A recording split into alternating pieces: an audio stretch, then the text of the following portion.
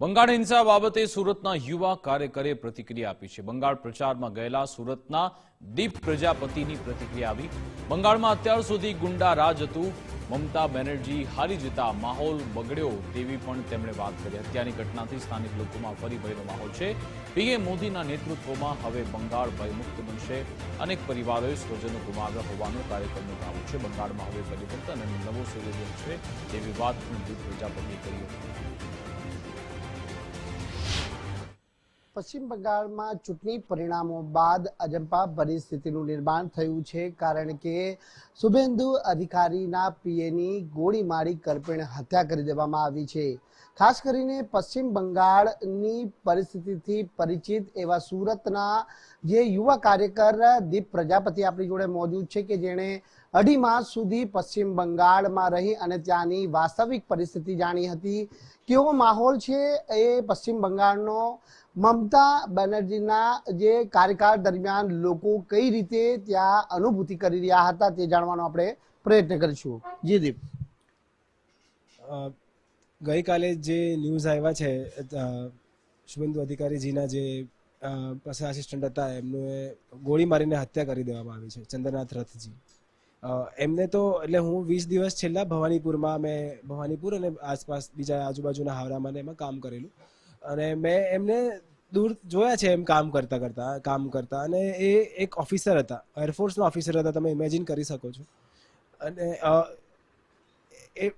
એમનો બહુ મોટો રોલ પ્લે કરેલો છે. એમને જે ભવાનીપુરની જે વિધાનસભામાં ચૂંટણીમાં એમનો રોલ જે છે એ બહુ જ સારામાં સારો રોલ રોલ પ્લે કરેલો. અને અત્યારે એમની આ જે ન્યૂઝ સાંભળ્યા તો બહુ ભયાનક છે. તમે વિચારી શકો છો કે એ લોકો હારી ગયા છે તો બી એ લોકો આવું કરી શકે, તો પછી અમારા જેવા નાના કાર્યકર્તાઓને તો શું જ થઈ શકે.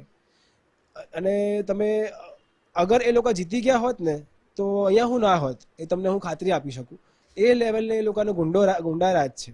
ત્યાં લોકોને બી એટલો ભય છે. તમે 4 તારીખે ને કાલ સાંજ સુધી તમે જે માહોલ જોયો હશે ને, ત્યાં સાંજ પછી માહોલ થોડો લોકો પાછા ડરી ગયા છે. પણ તમે જોયું હશે તો લોકો જે કોઈ દિવસ બહાર ના આવે, એ લોકો આજે ઝંડા લઈને બહાર આવેલા અને જય શ્રી રામનો નારો લગાવતા હતા. એવો માહોલ થઈ ગયો હતો બંગાળમાં, અને બંગાળના લોકો એટલા ખુશ હતા. પણ પછી કાલ રાત્રે આજે માહોલ થયો બહુ જ દુઃખદાયી છે. અને ત્યાં એમની જે ગુંડારાજની વાત કરું તો એટલી ગંદી ગુંડારાજ છે કે આ લોકો રાક્ષસથી બી ખરાબ કહી શકાય. આપણે શું લાગી રહ્યું છે જે પ્રમાણે પરિસ્થિતિ હાલ અહીં જોવા મળી રહી છે ત્યાં, તો તેની પાછળના કારણો શું માનવામાં આવી? બસ આ હારી ગયા છે એટલે આ લોકો બસ ભયનો માહોલ, ડરનો માહોલ બદલો, એમની સિસ્ટમ જ છે એવી. સંસ્કાર આપણા સંસ્કાર એવા નથી, પણ એ લોકોને તો પહેલાથી આવી જ નીતિ છે. એટલે એ લોકો આ બધું કરવા જઈ રહ્યા છે. પણ અમને શીર્ષ નેતૃત્વ પર ભરોસો છે, માનનીય નરેન્દ્ર મોદીજી, અમિત શાહજી અને નીતિન નવીનજી પર ભરોસો છે કે આપણે 9 તારીખ પછી તમે જોજો કે બંગાળની શું પરિસ્થિતિ થશે. એકદમ ભયમુક્ત બંગાળ બનવાનું છે. અને વિશ્વાસ છે અમને કે જે બી લોકોને સાથે અન્યાય થયો છે એમને ન્યાય મળશે. અને બંગાળ જે આપણે પરિકલ્પના કરીએ છીએ સોનાર બંગલાની, એ બંગાળ આપણને પાછું મળવાનું છે. આપણું બંગાળ બચી ગયું છે. આ વખતે જો બંગાળમાં પરિવર્તન નહીં થતે તો આપણે આપણું બંગાળ ખોવું પડતે. 526 કિલોમીટર બોર્ડર ખુલ્લી છે. તમે વિચારી શકો કેટલા બાંગ્લાદેશી આવી ગયા હશે. અને આપ તો ત્યાં 2.5 માસ જેટલો સમય ત્યાં રોકાયા ને લોકો જોડે મળવાનું થયું. એવા પરિવાર જોડે પણ આપની મુલાકાત થઈ છે કે જેને પોતાનો સ્વજન ગુમાવ્યું છે? હા, એટલે મેં એવા પરિવાર લોકોને મળ્યો છું કે જેને એક માએ એનો દીકરો ખોયો હોય, એક બેને એનો ભાઈ ખોયો હોય, એક પપ્પાએ એક છોકરો ખાલી એક સ્કૂલમાં પ્રોટેસ્ટ કરતો હતો.